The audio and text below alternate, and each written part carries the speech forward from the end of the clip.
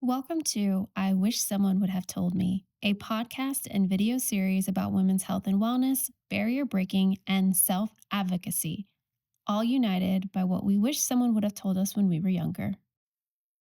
I am your host, Liana Lozada, but I flipped the format a bit in this episode. Vianessa, whom you met in the last episode, interviews me. I have alluded to and touched on many things that have happened to me over the last year, including how endometriosis impacted my fertility and how I moved and got laid off. This episode dives into my backstory. It explores these topics a little bit further, and who better to interview me than the person who has been there since the beginning? This episode's content trigger warning is again discussing endometriosis, fertility, adoption, and egg freezing at length. And it does have mentions of a toxic and emotionally abusive relationship. Also, if you've had any sort of housing or moving trauma, this episode might get you fired up. There's some fun talk about mold. For this episode, we changed filming locations and had a special feline guest hovering around the couch and set. You can catch episode BTS and learn more about the podcast and video series by following I Wish Someone Would Have Told Me on social media at I Wish Someone Told Me Pod on Instagram, TikTok, and YouTube.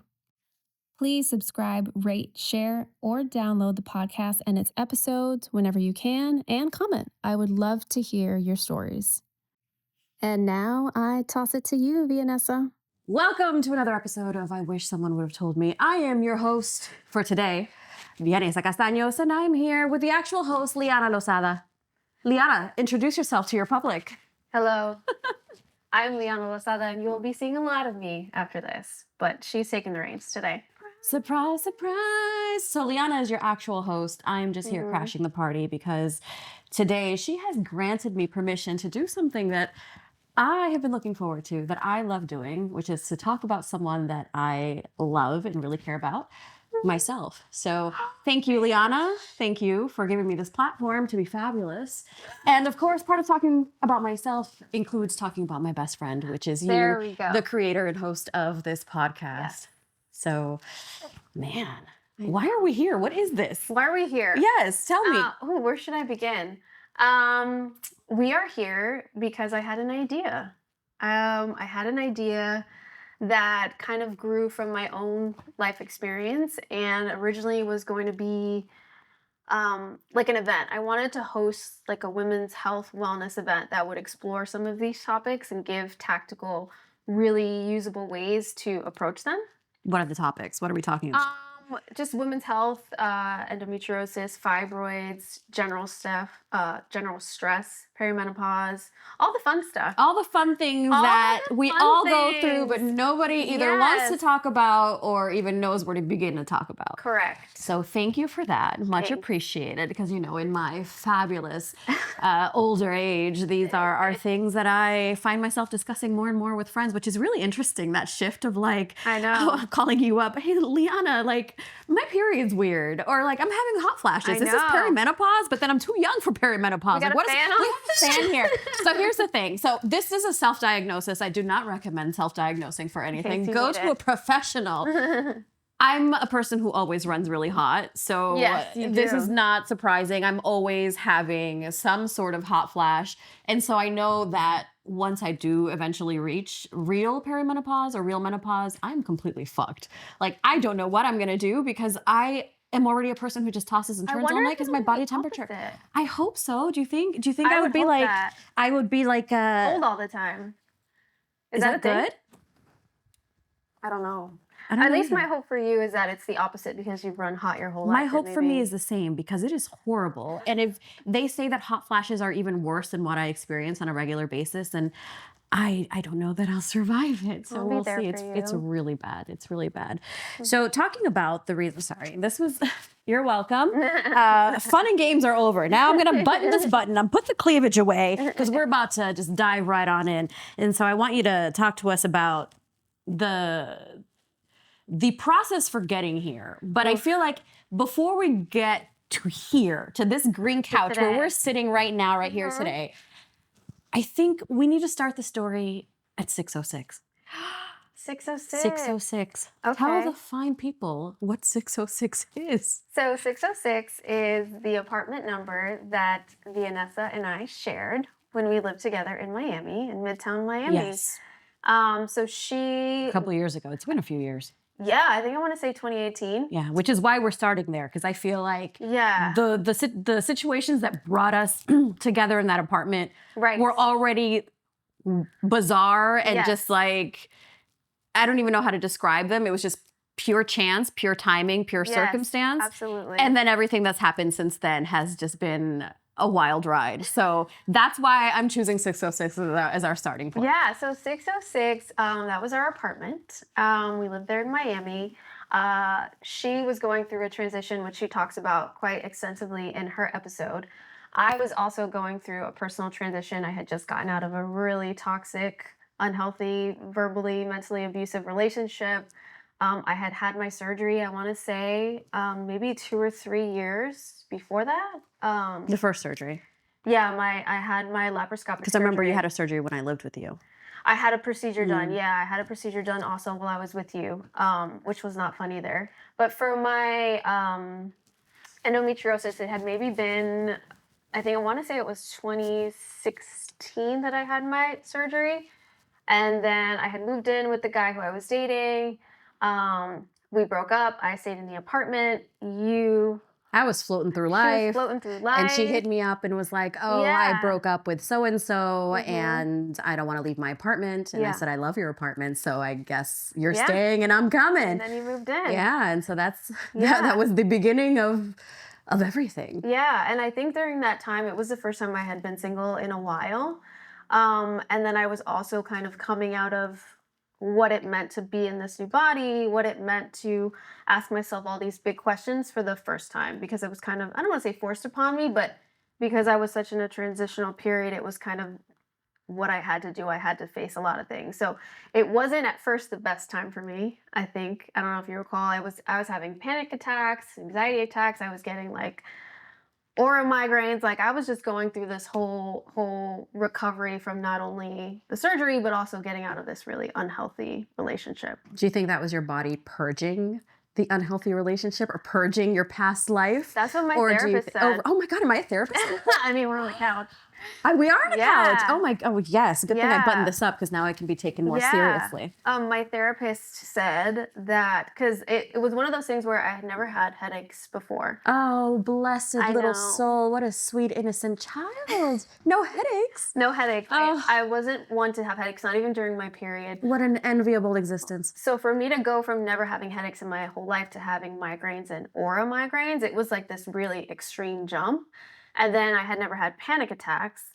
So for me to then go from someone who never had panic attacks to suddenly not be able to catch my breath and like be on the floor trying to breathe, when I was talking to my therapist, I'm like, I don't understand what's going on. And so she said, you've had to contain yourself for so long that now your body's got to let it out. You've had to, like, as a safety measure, you know, bite your tongue, walk on eggshells, all these different things. So now that you're experiencing these sort of emotions and these things again for the first time, it's like an overreaction to that, like a purge. So yeah, you were on the nose. It's really interesting. It's really ironic that when you're going through this new symptom phase of life, if you Yeah. will, that the person that moved in with you is someone with lifelong chronic migraines and panic attacks. So I know. it's like you were trying to get rid of them, Osmosis. and I'm like, surprise, I'm Yeah. here. Let me suck it all up because I'm used to it. We Let me. started syncing, like the Yeah, period everything. synced and Where all the period synced, symptoms. everything Yeah. synced. The panic attacks did not sync though, because Yeah. I recall a couple times where you were just really going through it, and I was Yeah. like, well, for once in my life, I'm not. me. I'm just gonna sit here and stroke you with There, a there. broom. There. So you know how for- I am the best at comforting people, It's and so not that your was strength, not but at all. But Yeah. you know, Uh-huh. it's just awkward. Like, how do you comfort someone? You just gotta let them be. Yeah, exactly. So Yeah. that's what I do. But then it's kind of like one of those things, like when someone serenades you, right? Yeah. What do I do with my hands? Like, what do I look at the person? Do I clap? Like, you know, there's certain Yeah. situations that like I don't know, like is there a normal or acceptable way to react? So, my way to comfort people is just, Soft tap. tap, let it out. If you need me, here I am. Do you want a hug? But straight arm, middle school dance, I'm just not good at it. But you were there. But so I was appreciate there. That. I was there. Yeah. But then I wasn't. Oh, Because yeah, then I when left. you left. Yes, I was there for almost exactly a year. Yeah. And I moved. I moved on to greener Spain. pastures. Yeah, you went to Technically greener Spain. pastures. Yeah. Spain is greener than Miami. So yeah. To the life you were meant to be living. That's a topic for another episode. I don't know how one would discern if they are living the life they are meant to be living. Like, what does it mean? What is that meant? What is that meaning? What are you meant to do in life? Nothing, really. I don't know. That's a good question. Because you're constantly figuring it out. And that's what you've been doing. You've been constantly figuring it out ever since then. Because I left, and we all thought like, okay, because I left, and you were. I think you were back in your grind with the freelance writing, back doing events. You were very much in a place where like, okay, Liana's got it from here. Before I moved in because of the transition and also to help pay rent. But Liana's got it. She doesn't need me. Until Liana didn't have it anymore. No, Liana didn't have it anymore. And this is why we started at 606, because it plateaued for a minute. Yeah. We thought things were on the up and up. And then it started to spiral. Yeah, it did. It spiraled a little bit. So I would say, I think you moved out 2018. I moved out at the end in December of 2018. Yeah. So things kind of, they kind of came up. They kind of settled. Things were going really well. I was working at an agency. I think 2019 was like that plateau. Like, it was pretty okay. Yeah, the first half. Yeah, the first half. The first half. Then they had us in the first half. Everything is about the first half with me. The first half was really, really great. I was doing well, doing the freelancing. I had a lot of clients. I was like in that apartment, and I could actually afford it even though you weren't there. Like, it was going pretty well. And then I would say things kind of started to shift. My grandmother was very ill. She ended up passing away. The person that I was dating, I found out they were actually like sleeping with a friend of mine. And that was that was a whole explosion. And so something happened with some clients, and I decided to move out of the apartment. I gave up the apartment, and I was kind of like, okay, well, what do I do now? Because I felt like my immediate circle had just kind of imploded. Mm-hmm. And so I was like, okay, what do I do now? My parents were in the process of moving, and they were like, well, we need somebody to be in the house. In your parents' house? Yes, the one that was in Pines. Don't tell people where your parents live or well, they don't live there no more. Well, that's not the point. Nobody lives there anymore. But yes, my parents' house, because they were preparing to sell it and to move. And they were going to be in Puerto Rico, where they now live. I guess you know where my parents live. It's public knowledge. Is it? Yeah. I mean, I post about it. So, my parents, they were in the process of doing that. And then they were like, hey, we need somebody to stay in the house, at least to check on it. And I was like, well, why don't I just do that while I figure out what the next phase is going to be and commute to Miami, which was miserable. And then right around the corner from that, the pandemic happened. So I ended up quarantining up there. And I think that was kind of like the next phase, next chapter of my life.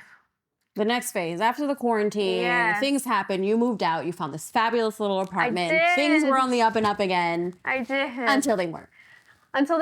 So after we get through the pandemic, I found this really cute little duplex in Nemo that I loved. I was on the second floor. There was only one apartment. The girl downstairs is still a really good friend of mine. It was like, still to this day, it's probably my favorite place that I've ever lived. It was a super cute place. It had a big backyard. It was really walkable. I really liked it there. I had planned to be there for a really long time. And so, let's put a pin in that. Let's put a pin in that. So the audience knows, I'm putting a pin in the I planned to X for a really long time. Because I want to revisit that. Okay. Yes. Okay. We'll put a pin in that. So originally, like you said, and so, I signed the lease with this place. This was before prices were insane in Miami. I got a great deal. It was a 2-2. Had like a little sunroom that I turned into an office. It was great. And so I would say about like not even a weekend, I'm talking to the neighbor downstairs and she's like, oh, so like, what are you going to do about the mold? And I'm like, I forgot about the mold. The mold. right. I said, what are you talking about the mold? She's like, oh, they didn't. Black mold at Black that. mold. Let it be clear. Okay? She's like, what are you going to do about the mold? And I'm like, what mold? And she's like, your landlord or our landlord didn't tell you about the mold. And I was like, no. And I'm like, how do you know about the mold? So it turns out that her sister-in-law was living in the unit before me and they were having issues with the mold. And then she was also having issues with mold. And she had a younger daughter. There was like mold on her toys and she had been complaining. On the toys too? On the dog, yes. Oh, that's terrible. Yeah, on her toys, in the kitchen stuff. And so now I'm like, wait a minute, time out. Like, so you have mold and I have mold. Why didn't he tell me about the mold? So that became this whole issue of dealing with the mold. And that was, I think, the first time that I kind of went head to head with my landlord. And I was like, listen, it's a pandemic. You don't know anything about my medical history. You clearly knew about this and chose not to tell me. And he's like, oh, well, I was taking care of it. And I was like, well, what did you do? Did you just bleach it and paint over it? And downstairs they have it. They're still dealing with it. So like, what are you going to do for them? So I told him I was going to withhold rent, that I wasn't going to pay him until he dealt with the mold because it was insane to have mold in the house in the 2 units. And so he tried to get me to move out. And again, like I said, I was like, look, it's a pandemic. I just found this place. I'm not going to pick up and move all my stuff. My stuff is here. The responsible thing to do, because you also have a tenant downstairs who has it, is to deal with it. So he decides to deal with it. He remediates. He does all this thing. We get it fixed. And then he tries to get me to sign a gag order, like to never talk about what happened there. And he gets like, talk about it with who? Like that I never sue him, or that I never like go and like make it a thing. Is that even legal though? Like, can a landlord even say, hey, listen, I know that there was a hazardous material in your apartment that I'm legally obligated to fix. Now that I fixed it due to a legal obligation, you must sign this document to never that legally forbids you from talking about. Like, what? That doesn't even make sense. I know. Oh, people do the most. So I refuse, and he gets really angry and he threatens to take me to court. And I said, please take me to court, because we have documentation that you didn't tell the truth to the person that comes and does the whatever, and that you were trying to get me to not talk about it. And so eventually that kind of phases over, but there's still so many issues with the apartment. Like, there was a roof leak. They had to get the roof repaired. He decided to install central AC. But we had to live in the unit while he was installing central AC. It was just like this very stressful situation, because it was a beautiful place. I loved it. But then I had this horrible landlord and contextual situation. And so once all that kind of happens and I get through it, it's time to re-sign the lease. And he's like, oh, I'm not going to have you re-sign your lease. I'm like, what do you mean? And you lived there for what, 2 years? 1 year? 11 months. 11 months. You didn't even. I forget what it was. You didn't make it a year. I didn't make it so a now year. we're looking at, let's say it's like a 3-year span of 606. I had left 606, which started with the bad breakup. Right. Things looked okay. I left. Then another bad relationship situation. You had to get. You didn't mention that one of the reasons you also left the apartment was because they were raising the rent like 25%, wasn't it? I don't remember. It was something insane. I think it was 25%. It was something obscene. So then you left there because who the fuck can afford a 25% raise? And there was mold in your storage unit. There was mold in my storage unit. It was a whole... It's a whole thing. The whole point is she just had the worst housing crisis imaginable over 4 years. Yeah. Then you went to stay with a friend. I did. And things are looking like, okay, the housing situation is not ideal, but the friend's house is lovely. She has space. She's just taking you in, giving you a foundation on which to build or rebuild your career. Because I don't remember if you were working back then or the clients were fizzling out. Yeah. And there was something happening with the clients, because then you started looking for a full-time job. I did. So in 2023, I moved out of the janky building, and I was like, Can we name drop the building, please, so nobody runs from there? Huh? What the hell was the name of the building? Don't make me Google it, because I know you're trying to be nice and Adela Adela at Mimo Bay. Do not rent there. Okay, let's continue. So many issues. So many. For a really expensive price. And it's so expensive, so many issues. They had the audacity to try to raise the rent 25%. And their management used to turn over like every month. We had 5 managers. It was insane. In the span of the 2 years. So don't do it to yourself. If you're thinking of moving to Miami, go anywhere but Adela and Mimo Bay. Is that whatever it is? Avoid it. Okay. So now we just got through the relationship shit show, the housing nightmare that has lasted like 3.5, 4 years. You are at a friend's house. I'm staying at a friend's house. Finally at a place where you can breathe and try to get your life organized, which is what you did, because you hunkered down and you said, I'm gonna look for a job. I'm gonna take my life by the reins and like build a career that I can feel proud of. And I remember we talked about this so much, like something that would take you away from the freelancer world and from the client world and the constantly having to pitch. And I was tired of it. It's exhausting, which we can talk about it also at another. It's exhausting freelancing at anything, but especially when you're a writer or a creative and you have to like pitch ideas and nothing is consistent. Yeah. And you were looking for some consistency and you were finally in a place where you could breathe, because part of the reason you can't find consistency or you couldn't find consistency is because you're constantly in survival mode. Right. So you were finally able to just take a step back and say, okay, all right, Masler, what are my hierarchy of needs? I got the housing, I got a roof over my head. Now let me try to get everything else in place. Right. So what did you do then? I started looking around. I started poking for jobs. I got the itch for a change in like early 2023. And I moved out of that apartment in like, I want to say September or October of 2023. And so I just started looking for work. I started to look for something full-time, which is something that I hadn't, like a big girl job. I know. Gasp! That is blasphemy. I know. And it was a big change for me, because even though freelancing, I'm sure you know, and you know everybody in the room knows, it's hard. And so but it also gave me a really robust, interesting, dynamic, fun life. Oh my God, I wouldn't trade it for anything in the world. Right. And so, but I was like, I feel like it's time to do something else.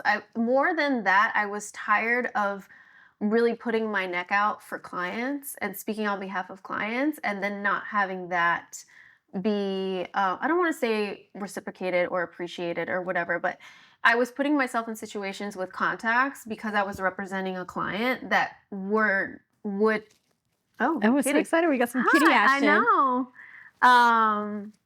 That I don't want to say could come back to haunt me, but they were making me feel uncomfortable. But it was my job because they were my client. So I started poking around. I was looking at cities and applying everywhere. And I just so happened to apply for a job with Tesla in Austin. And I did it thinking, I'm never going to hear from these people. Like, it's Tesla. And even though I was, contracting for Meta at the time, the thought of that actually becoming a possibility was so far gone that it was just kind of like, oh, I'll do this thing, and I did it on LinkedIn, and like people are like, nobody gets a job on LinkedIn. I'm like, I got a job on LinkedIn. And so, between my first interview, I want to say 4 weeks, maybe 5 weeks later, I had an offer and a relocation offer to go to Austin to work for Tesla. So that was amazing. That was exciting. I remember getting the news. And also exciting that you got it through LinkedIn. And the people must know. Yes. Did you have to fill out an online application, or was your resume enough? My resume was enough. Excellent, as it should be. Take notes, human resources. Yes, my resume was enough. And then the in-house recruiter reached out to me and said, hey, we want to schedule an interview. I was traveling at the time. I did my first interview. I think I was in Austria. And as soon as I got back, I had another interview, and then they flew me out for the final with 3 more people. And then the following Monday, I had an offer. So you got a job offer from Tesla. I did. And you started remotely. Yes. But then you had to move. I did. So you started remotely in, what was it, in October, November, whatever, the end of the year of November. 2023. Mm-hmm. Yes. Which brings us to 2024, baby. So in January 2024, you moved to Austin. I do. But let's backtrack a little bit, because before you moved to Austin, while you were still in Miami, you started seeing someone new. I did. So it, I don't know what do we even say about that? I don't know what this is. I will say I was very excited about that. You were very excited about that, because it's somebody that we'd actually known for very many years. And it's someone that I definitely, I still do, wanted to see you with. I guess it's weird to say that I still do. I wouldn't say that that's I weird. get what you're saying. But, 'cause that's somebody what- that I wanted to, like, because I still think he's a decent, good person, and I Yes. knew or had the feeling that he would treat you well, Yes. which is what I wanted for you, which is what any friend wants. Like, we Yes. want our friends, and not just our friends. I think everyone deserves to be treated well, whether they're my friends or my mortal enemy. Yeah. And so it was that. It was like, oh, this is very exciting. This is someone that I've been interested in for you. Yeah, you were pitching this for a while. I don't even think you were interested I was in him. totally against it. To be clear, I was not interested in him. Like, oh, let me live vicariously through Liana because I'll never. Like, I genuinely thought it was like a good match. Yeah. And so, and it finally happened. Yes. And it was a good match. It was great. It was a great match. great Until it wasn't. until it wasn't. So that's what the situation was. His home base was in Austin, and you guys were doing the long distance thing, and this Tesla job materialized. Right. And their main office was in Austin. It was. Which was not, let it be Intentional. clear, it was not intentional. No. Their office just happens to be in Austin. Right. And you ended up moving to Austin. I did. So when that, and I have to like backtrack a little because it was long distance, but it wasn't defined as anything. It wasn't like, Yeah, that's called dating. well, yes, okay, that's fair. I'll give you that. But yes, so when I got the offer, I didn't say anything until I got the offer because I didn't want it to come off as this whole, and I had gone to visit already once for like a week, and we had gone somewhere else for a weekend another time. So I didn't want to make it seem like, oh, I'm moving there for you. Because this really was like this unicorn opportunity that just so happened to like actually work out. So I didn't say anything until I actually got the offer. And so it was kind of this thing where it was just like the two of us were just letting ourselves be. And it, like you said, it really was a good match. Right. There was a lot of generosity there.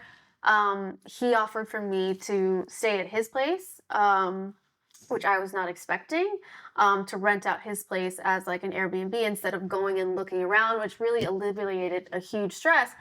But it also, as I told you, it gave me a little bit of pause because I'm very much like, I'll figure it out, I'll do it myself.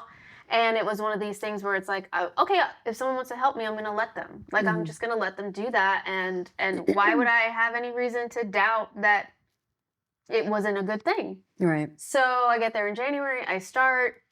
It's a big shock, coming every single day. Because the way it's set up, it's like they're a factory. So it's like you have to shuttle in. So you park in a lot, you get on a bus, and then the bus brings you in. And it's like high security. It's this whole different change.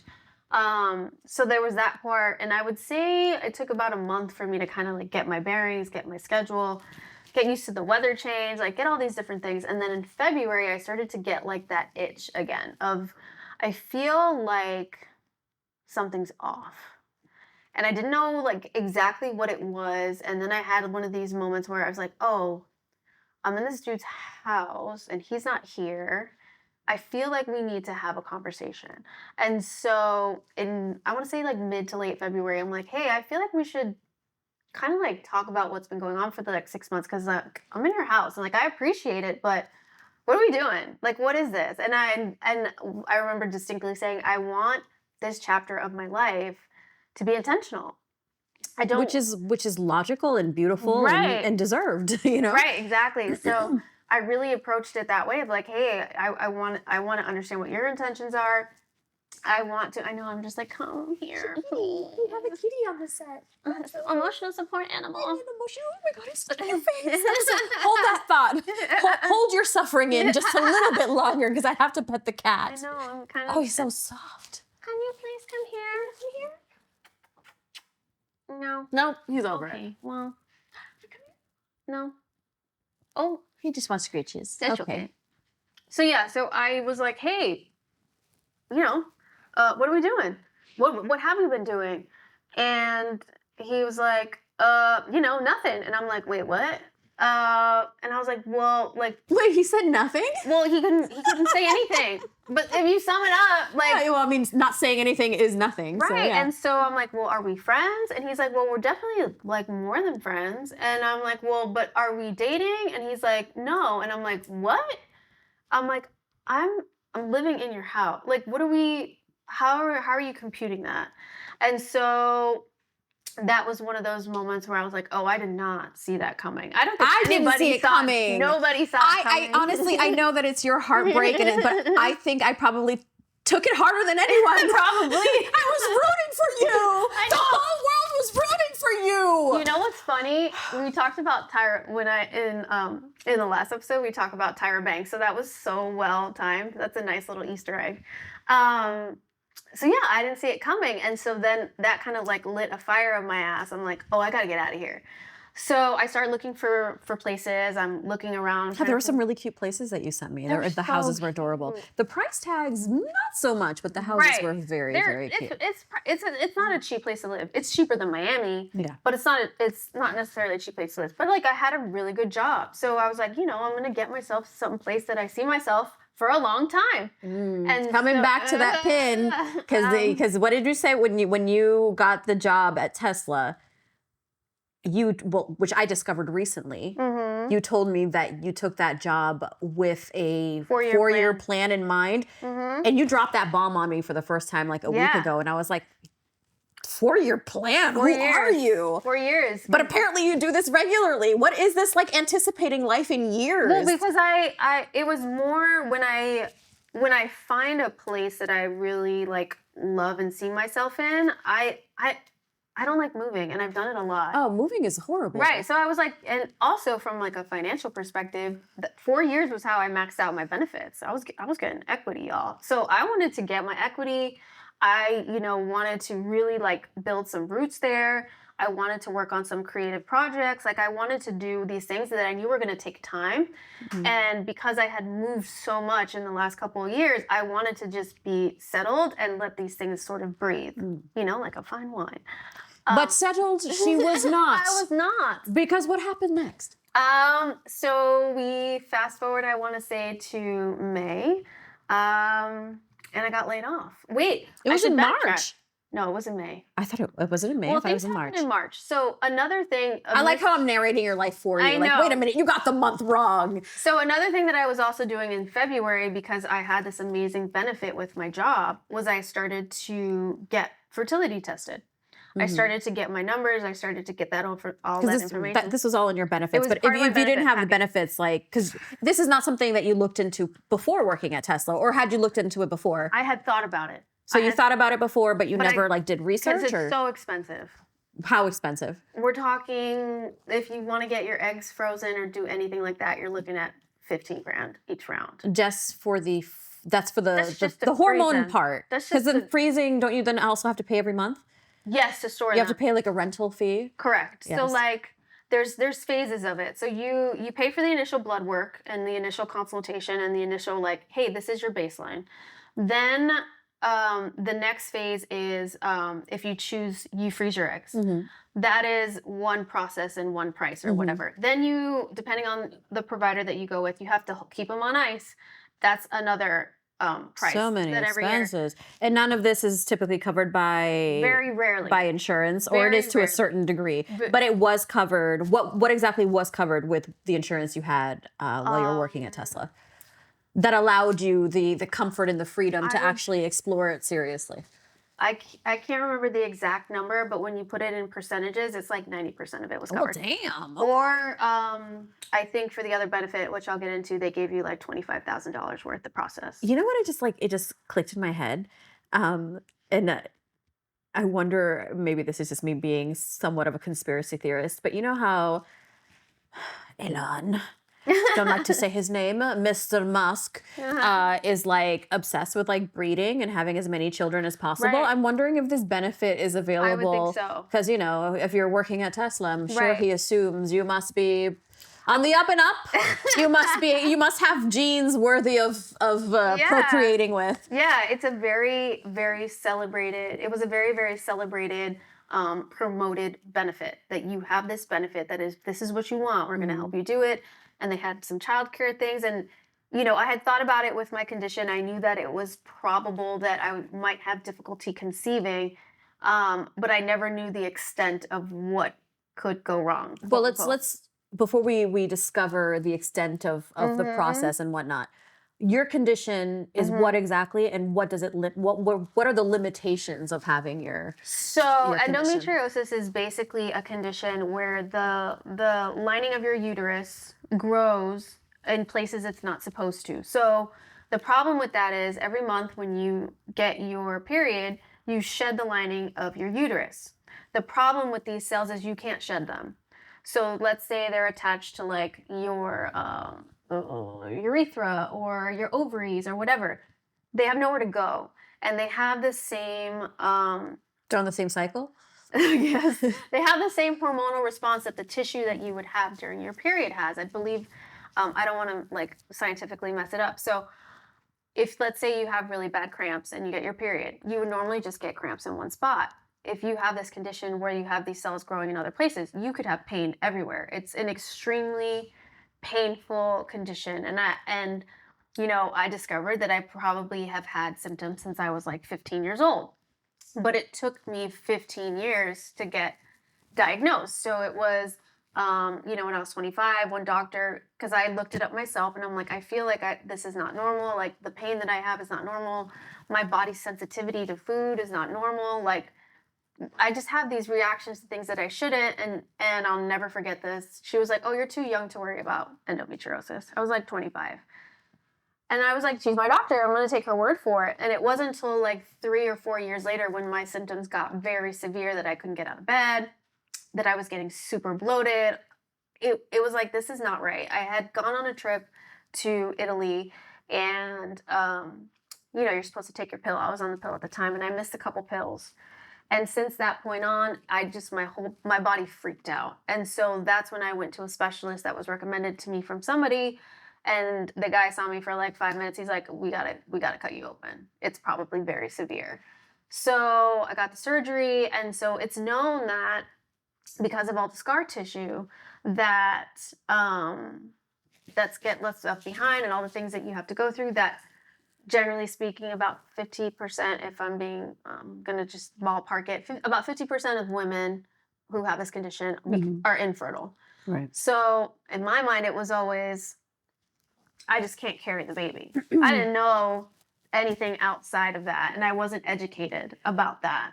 So that was something that came to light during this process, because here you are, you've been dealing with endo for many years. You've had 2 surgeries at this point. You've now moved to Austin, and you have this job that offers this amazing benefit to get IVF and possibly freeze your eggs. Correct. And you're like, why the hell not? The benefit's here. Right. And, I might want children. I might not. Who knows? Yeah. But let's take advantage of the opportunity. Yeah. So you sign up, and then what happened? Yeah, I was very, very hesitant at first because the hormones freaked me out, like the whole process. And so then when I got laid off, I was like, oh shit, I got to do this sooner. I can't do it at all. So I signed up to do the egg freezing. And it's very fast. I got laid off in May. Is it time? Oh, it's time. It's time.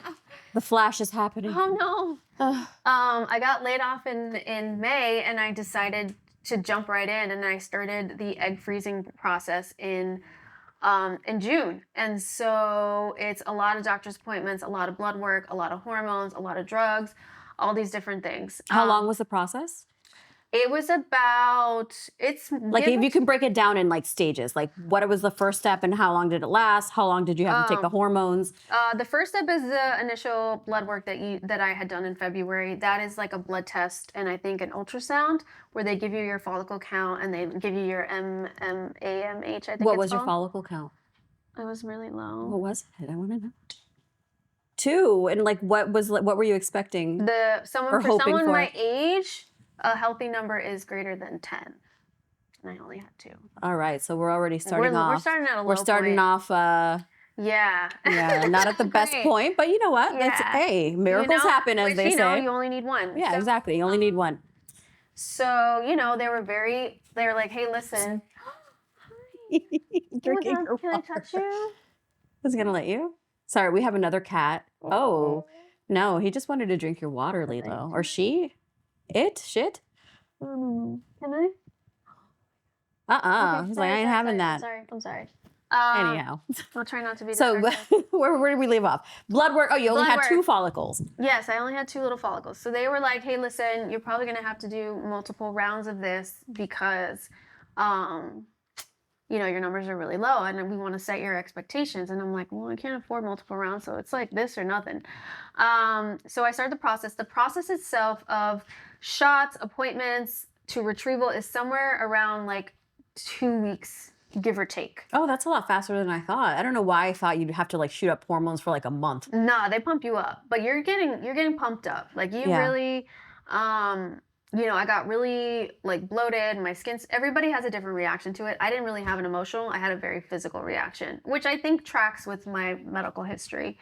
So on a Sunday, it was like a Sunday night. No, like a Monday. No, Sunday night, I started to get these really bad cramps. That I was like, this is weird. And they tell you that cramps are part of the process. It's totally normal. And that Monday morning, I had an appointment with the doctor. But that Sunday night, I had this like feeling of dread.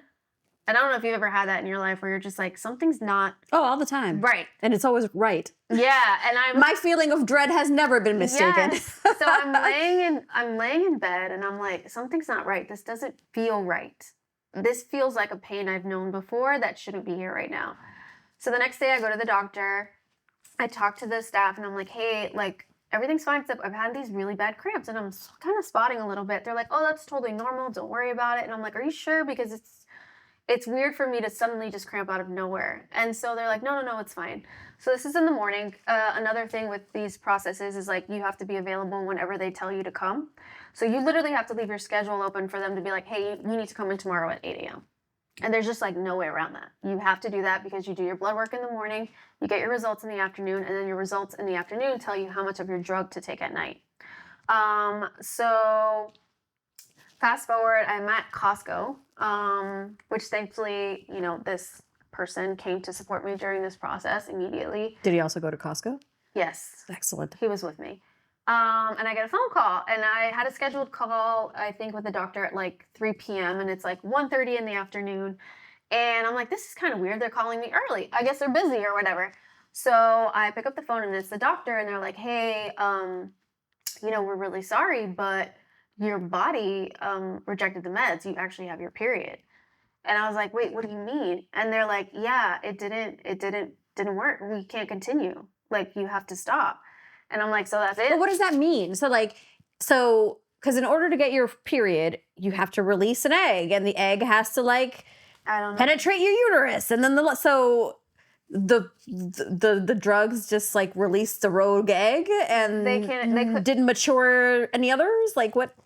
It was so, and this is also a pain point with women's health is they could not explain to me why it happened. I mean, that doesn't surprise me. Do they Right. know anything about Right. women's health? And so they're like, it's just sometimes this happens. And when I started Googling, I think it's like sudden follicle disappearing syndrome or something. Wait, your follicle disappeared? I mean, it happens. That happens where Wait, follicles. but do we know if your follicle disappeared? I don't know because when We need I a follow-up. finally was ready to We talk need a about follow-up it, episode. although when I was finally ready to talk about it, my benefit was over, and they were like, "Yeah, it's going to cost you $250 to talk to somebody." I'm like, "I will do that when I have a job." So they were like, "Well, what happens a lot of times with women with endometriosis? This happens sometimes with women who have a low ovarian count, and with endometriosis, is it they just disappear? Like this just happens." And I was like, "So that's all you can tell me? Like you don't know." You can't explain as the doctor why this happened, and no one can explain why it happened. And so, like, what's the solution? She's like, I don't mean it because I'm still Yeah. trying to wrap my head around the entire thing in the timeline. So, were you completely done with the hormone I was supposed injections, to have my or retrieval like 2 days later? so? But you were done with the injections. I was about to trigger. No. Oh, you're so- about to do that. Okay. So you take your injections up until the day you retrieve. So Yeah. the last thing you do is your trigger shot, which is like this really big needle, which I forget scientifically. I was about to trigger that night to have my retrieval either the following day or the following like Wednesday Gotcha. because it was a Monday. So I was at the finish line. Mm-hmm. I was about to cross the finish line with my two little eggs or whatnot, and they're like, "Yeah, we can't move forward." So I was like, "Well, what do I do?" And I could tell like the only solution that they said was we could try again and change your protocol, but you need to be realistic because your numbers are so low that you've got to do this multiple times. And so, because it's not only that you freeze the eggs, like if you don't do the embryo right away, you have to freeze them. They have to survive a thaw. Then you've got to get the sperm and turn it into an embryo. Right. Because That's a whole an nother unfertilized price point. egg is less likely to Is survive less than likely a to fertilized survive. egg. So you've got to account for like 25% of the eggs will not make the thaw. Sometimes they make it, but sometimes they don't. Then you gotta like get the sperm, find a healthy sperm to make your embryo. Then the embryo has to implant. Then your body has to accept the implantation, and that's when you're pregnant. Right, and then your body still has to not reject the pregnancy, which can and happen not at any miscarry. point over the 9 months. So there's all these steps, which is like cha-ching, cha-ching, cha-ching, cha-ching, cha-ching. And so I was like, well, my benefit runs out in a month. Like I can't do this again. I wonder how often that happens, because I know quite a few people who've done IVF. Yeah. And I've not known of a single one that had success after the first time. All of them had multiple IVF multiple treatments. Yeah. Really? I don't know of a single one that ever had success from one time of doing IVF. And it's funny. Not to say they don't exist, but from the circle, I think I know like three or four people who've done it, and they all had to do multiple rounds. I mean, I definitely never heard of anybody like myself who tried that. Maybe one. Yeah, person. I don't pretend to know everyone's medical history, so I don't know the backstory. But I kind of want to say that maybe they don't have endo. I don't know. Maybe they do. But my experience, my observational experience has been multiple rounds for everyone. You get a round. You get a round. You get IVF. And it's hard on your body. Like it's not my body has not been the same since that process. It's been a whole. In what way? I feel like I'm just retaining water. I'm putting on like weight will not come off. Like it's just been a change. Like a physical change. My breasts feel different. Is it like a trackable, noticeable physical change, or is it psychosomatic and you think that you're retaining water? I can feel it. I can put on clothes that I wore a year ago, and it's like, ooh, this is tight. You know what I mean? Like that's also a year ago. But right, have you actually also tested yourself? Well, you know me. Like I eat a certain way. I work out. Yeah, all the honey, time. but you're also 38. And let me tell you, once you start creeping up to 40, my body changed drastically. Like at 38, that's like when my body, like my period changed. I started getting cramps. I never had cramps 38 years in my life. Look at you. I know, right? Do you want some kitty spit? Sure. I'm sure it's got antimicrobial bodies. You want some of my flat Coke? Oh, man. But yeah. But anyways, not to discredit your experience, but also it could be changed. Hey, your breasts changed. They're more, I don't know, there's a word that they use. And I'm like, turkey? I know. I wish. Oh, that's not terrible. No, but it's not she's not experiencing the full Coca-Cola from McDonald's experience. You'll have to get your own fresh Coke. So yeah, that was really hard. I did not take it well because it just opened up this whole, nobody can tell me why. Like no one could explain my condition. No one can tell me why this is happening. There's no tangible solution. So it was very isolating. It was very triggering. And that's also what triggered this podcast. Yes. Was that feeling of not having answers to your questions that we should have. Yes. Absolutely. And so, during that process, as I was looking for a job, and a lot of things happened. I then was like, well, I guess I'll try adoption. I couldn't do that. Why not? Because the first step of the process, adoption is a hot mess. A disaster. The whole system is just really unfortunate. And because one, I was running out of the benefit, but two, the first step is a homestay. And so, at least in the state of Texas at the time. So the first step is a homestay, and I'm like, I am Airbnb-ing my ex's house. I don't have a job. Like, I can't start the process. I thought it was like, oh, this sounds ridiculous, but let me put a down payment on this process because I have the benefit now. Let me just buy into the system now. And then when I'm ready, and they're like, no, it doesn't work like that. Like, there's all these things with the state. And I'm like, well, what happens if I move? And then it just didn't work out. So you went through this entire process. Yes.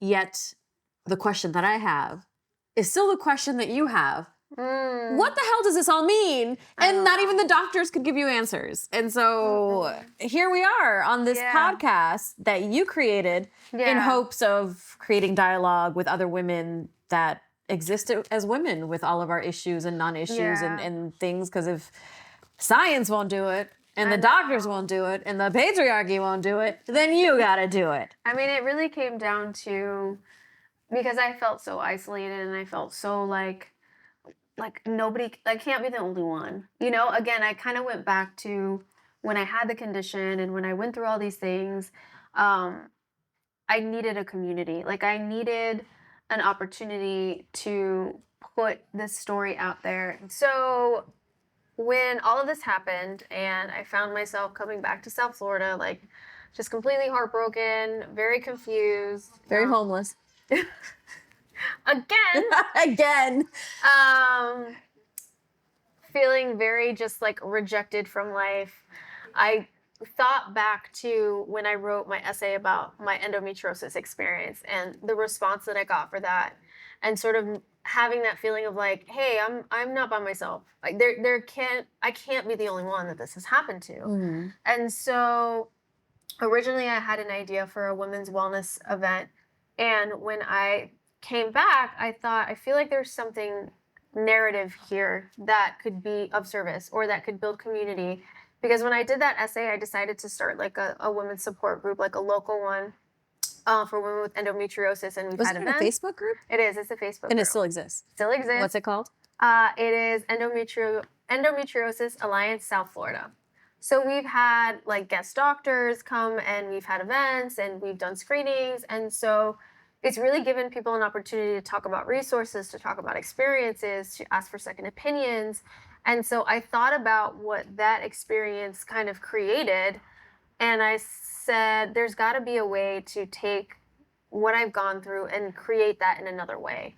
And so I took the idea of an event, because I originally had an event in mind of like a day-long event, and say, well, why don't I do a podcast? And so at first, when you say that out loud, you're like, that's insane. That's like so much work. It's so much bigger than just like a Facebook group.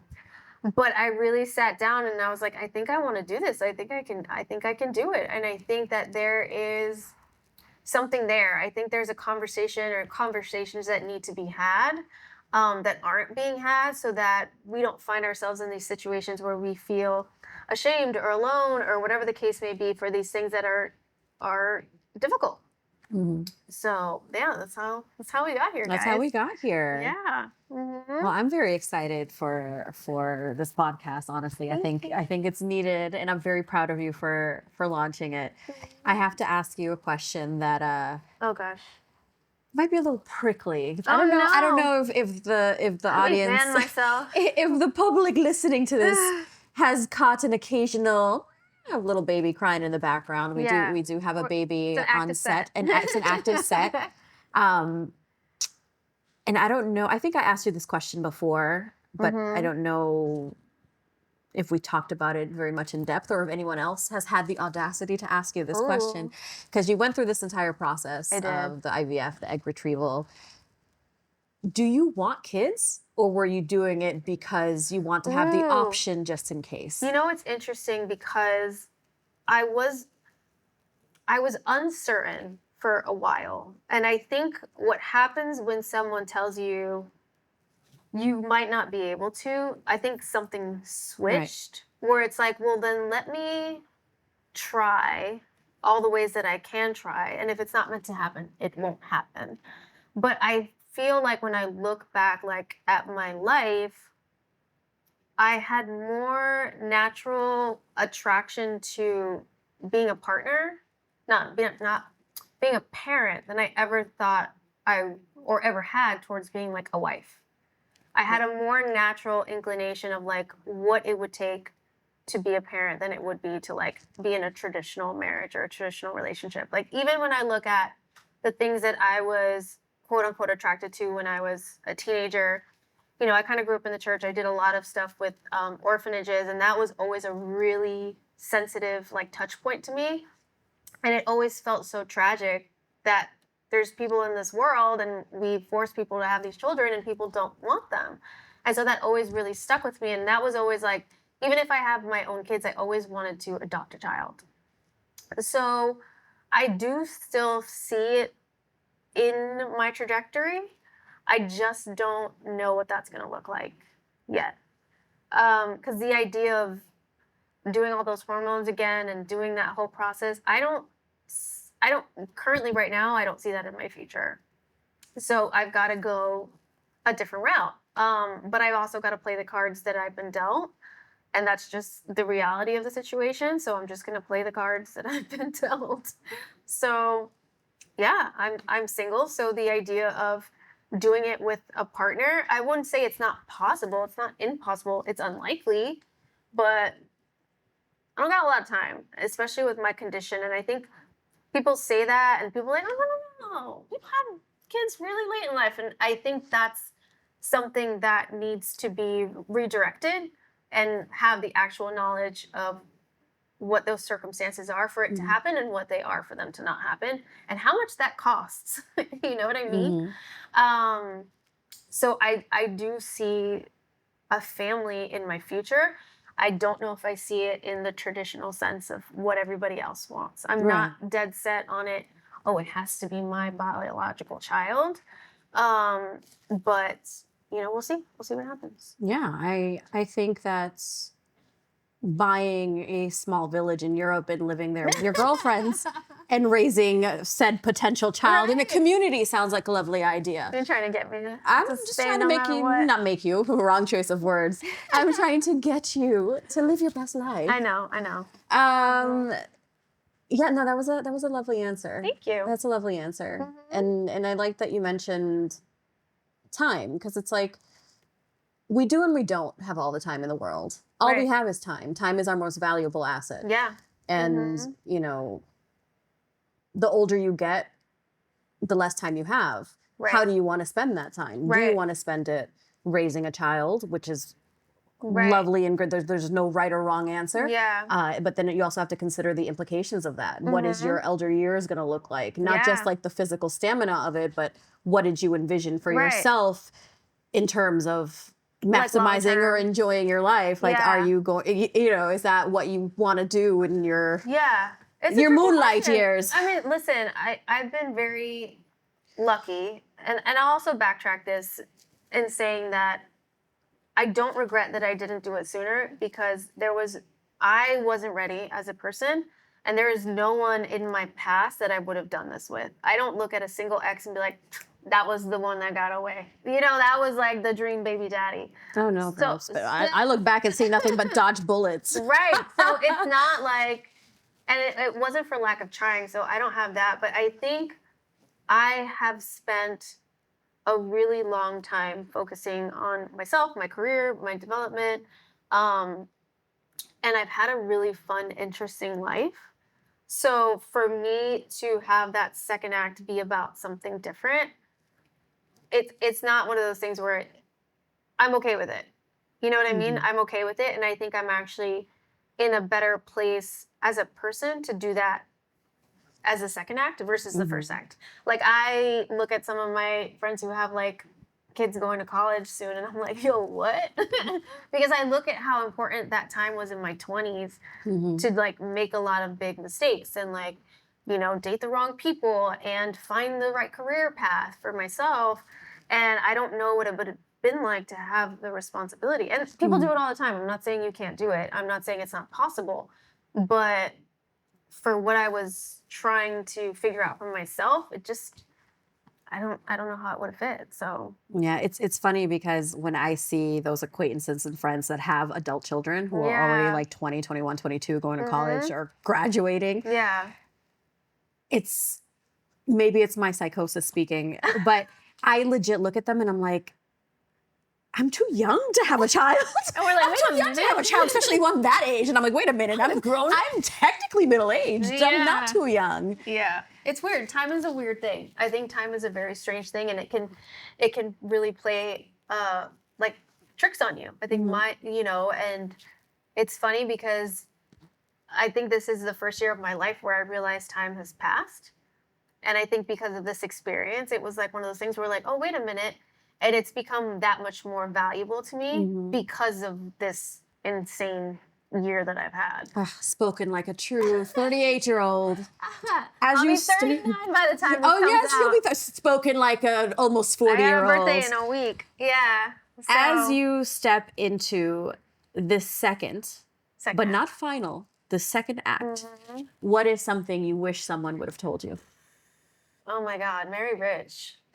No, I'm just My kidding. mom told me that all the I'm just time, and I kidding. still didn't listen. I So- know. What is something I should know this? This is my Let's do, podcast. since let's put a time limit because life is long and tedious. Yeah. Since the years of 606 to now, Oh, that's what a is good something? question. What is something you wish somebody would have told you at the start of 6 years ago? What's a good? Ooh, that's a really good question. So that's like 2018, 2019. We're talking about 32, 33 years old. I wish I would have gotten, which I got from my therapist, but I think we live in a culture, and even our friends do it too, where they're always trying to like not let you be sad. I wish someone would just be like, yo, just be sad. Like, just feel your feelings. I think there was a lot of like, oh, like, be happy and you dodged a bullet. But I don't think we create a lot of space for people to grieve. Mm-hmm. And I wish someone would have just been like, hey, just grieve. Yeah. It's okay to grieve.